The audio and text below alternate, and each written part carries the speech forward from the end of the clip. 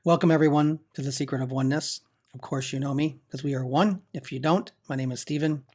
And tonight we're going to talk about a topic called Logic Kills the Manifestation, Understanding I Am. So I'm going to start off with a quote from Neville Goddard. Man becomes what he imagines. He has a self-determined history. Imagination is the way, the truth, the life revealed. We cannot get a hold of truth with the logical mind. And that's in Awakened Imagination, Chapter 1. So I'm going to talk about a scripture, and we're going to talk a little bit about that and how that your logic will kill the manifestation and what you need to do to understand who you are within. Let's understand how the logical, or what I would call the carnal mind, blocks the deeper spiritual process of manifestation. Truth is not grasped logically, but spiritually known. I want you to understand that. Truth is not grasped logically. You can't grasp it. It's not something that you can do in your logical mind. But spiritually known. It's something that you just know. Okay? So faith, imagination, and experience open the door to the supernatural. Logic keeps it shut. Okay? So the way that I would explain it, maybe like an analogy, I would say that if you can imagine somebody grabbing onto a door knob and pulling on it when it's locked. And they're pulling and pulling and pulling, and the door's locked. You can't open it until you unlock it. Well, that's what logic does. Logic thinks it can pull the door open, so it tries and tries and tries and tries and tries and believes and hopes and works harder and does things and tries inspired actions, all the while the door is locked. You cannot open the door until you know it, okay? That's how the door gets opened. So here's a scripture, and when I used to minister all the time to people, and one of my focal points when I did ministry was the carnal mind and how the carnal mind affects everything that you're trying to do in the spiritual realm. And again, that's why I called this Logic Kills the Manifestation, because any type of logic will kill any type of spiritual atmosphere or anything that you're trying to accomplish in the spiritual realm. We won't get into all that religious stuff, but I'm just saying that until you can understand how to walk this out, you're going to have issues. So 1 Corinthians 2:14 says, "But a natural person does not accept the things of the Spirit of God, for they are foolishness to him, and he cannot understand them because they are spiritually discerned." So what it's saying here, the natural person is just a carnal person, somebody who relies on their physical senses, someone who talks and hears and sees only in the physical realm. Okay? They cannot understand the Spirit of God. They cannot not understand the supernatural. They cannot understand the 4D, 5D, none of that stuff. Okay? Because it's foolishness. Oh, you're crazy. That's just a bunch of nonsense. I only go by what I see. You know, you've heard those people before where they say, I only go by what I see. Well, there's way more than in the unseen than there is in the seen. Okay? And it says that he cannot understand them. Now, understand is not like a logical thing. It is, but it's not fully logic. And it says because they are spiritually discerned, which means it's spiritually known. Okay, so I'm going to go through a couple of the words here that are in Greek that I have here that kind of help bring this more to life and more detail to it. So the word natural in the Greek, it says it typically describes the natural or the lower. You've heard the higher self and the lower self. So this typically describes the natural or the lower aspect of humanity. Behavior that is more of earth, carnality, than heaven. This sometimes stands in contrast to the spiritual, which is what we're talking about. We're talking about the spiritual versus the physical or the carnal. The higher or the spiritual aspect of humanity that develops through faith. So that comes through knowing, okay? So the natural man is a person who, again, relies on their 5 physical senses, and they are in the lower mindset. So the word to understand. Now, again, this is just not like if I say, do you understand this? You might go, yep, I understand it. But you understand it logically. That's not what the word understand means. And that's why I love to use scripture and I love to use the Greek context when it was originally written this way, because it brings out the deeper details of things that you may not understand. And it helps pull all that stuff out to kind of bridge the gap between, the carnal realm and the spiritual realm, if that makes sense. So here it says to understand. The definition of understand is to know, to come to know, to recognize, or to perceive. Okay. But properly to know means especially through personal experience, like a first-hand acquaintance. Experientially know. Okay. And it says here, it's used, for example, in Luke 1:34. And here's the scripture. It says, "And Mary, a virgin, said to the angel, 'How will this be since I do not know a man?'" Well, that doesn't mean that she doesn't know a man. That doesn't mean that there's all women and she doesn't know any men.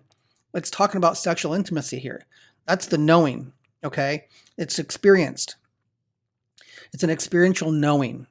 So when we talk about understanding the things of the Spirit, you have to experientially know them from within. It's not a logical thinking. Yeah, I know what that means. That's not what it's talking about.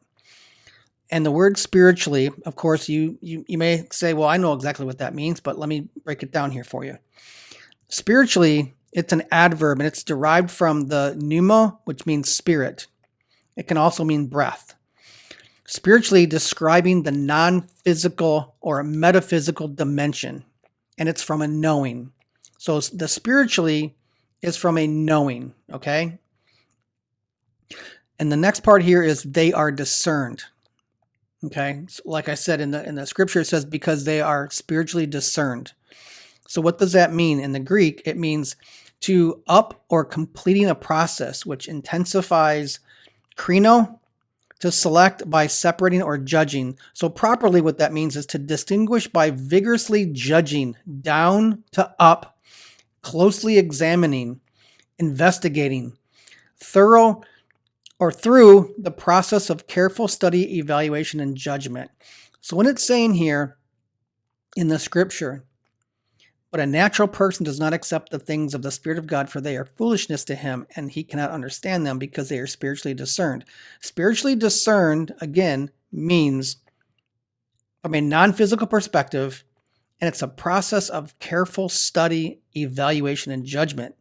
It's just not something that you discern. Oh yeah, that's what that means. No, discernment is a careful study. It's a knowing. It's that experiential knowing within you. Okay? So that is why logic will kill any manifestation, because you're doing, you're thinking. None of that works. It has to be a knowing within yourself. And when you know that you are the I am, it makes things a whole lot easier to walk by faith and to see into the unseen, because you know how to experience and know that realm. Okay.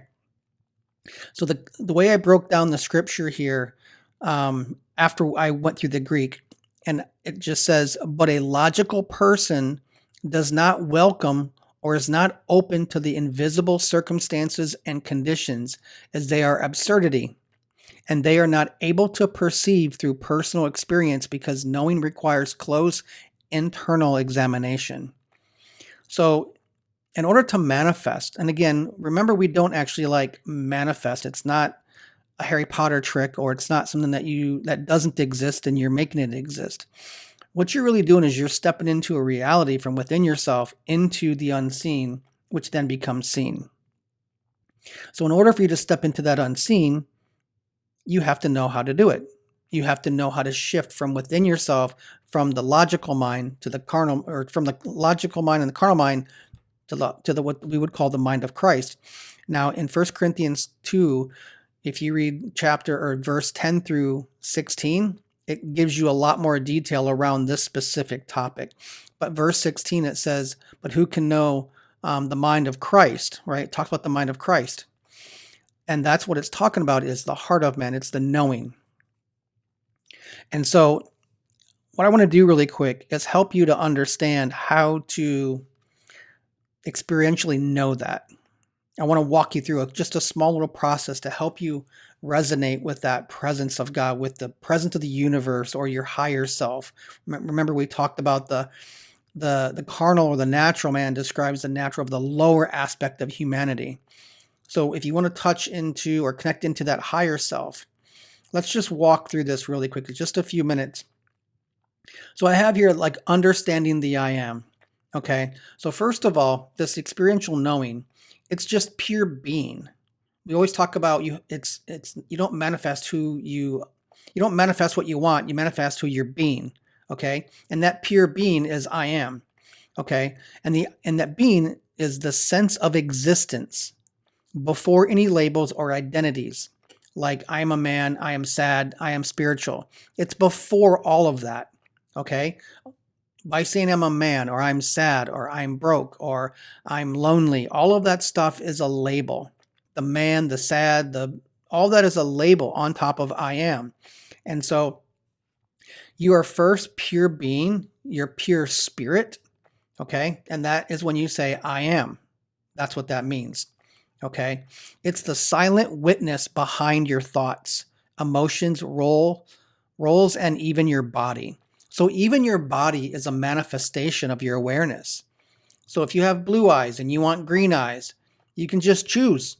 Choose to decide, I have green eyes and this is who I am. Because even your body is a manifestation of your awareness, right? And before you say anything about yourself, there's the raw fact that you exist. That's I am. Okay? So I want to walk you through this really quick. So I want you to try this. Just close your eyes and drop all concepts. Remove all the labels, remove who you are, what you do, where you live, your age, any health conditions, anything that you're lacking, how much money you have, what car you drive, the neighborhood you live in, the home you own, or you're in an apartment, doesn't matter. Remove all of those labels. Okay, drop all of that. Don't think about who you are. Just feel the presence of being. I am. Just saying I am. And you can feel it. Okay? That is your I am. That's what I am is. When you can just sit and rest in that knowing that I am. That is the what Tom Caron would call the vertical. Okay? That's your I am.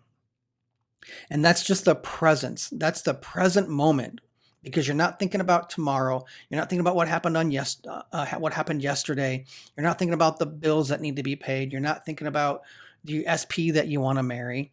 You're not thinking about the money that you need to pay a certain bill, or maybe a medical condition that you want to see healed. None of that stuff exists when you're in that present moment. You're completely fulfilled.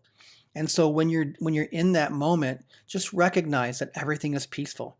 Everything is perfect. Okay? That is how you can understand who I am. And that is the perfect way to manifest everything, because that is complete fulfillment. And when you're in that moment, remember, you don't manifest what you want, you manifest who you're being. And when you're in that being, when you're in the I am, that is complete fulfillment. Okay? When you're in that complete fulfillment, what do you mirror? Fulfillment. So what do you receive back? Fulfillment. You're not getting lack. You're not going to get what you don't want, right? When you're in that present moment and you're in fulfillment, you're going to mirror that fulfillment. You're going to receive that fulfillment. You're going to receive things that are fulfilling to you. So it's not about doing. It's not about trying. It's not about techniques, although techniques, again, point you to what's inside of you. Everything should be pointing to what's inside of you. When I used to teach the scriptures and stuff, I would talk to people and I'd say, the Bible is a book that talks about who you are in here. It's pointing you back to yourself, within yourself. So whatever problems you're dealing with, whatever issues that you're dealing with, remember to sit still, go within, and recognize that you are just pure being. And when you're in that pure being, there's nothing but peace. In the Bible, it says that it's a peace that passes all understanding, because you're in the present moment. And that is the magic spot. That is where everything manifests. That is the core of everything. So if you get anything out of this today, remember, that's where you need to be.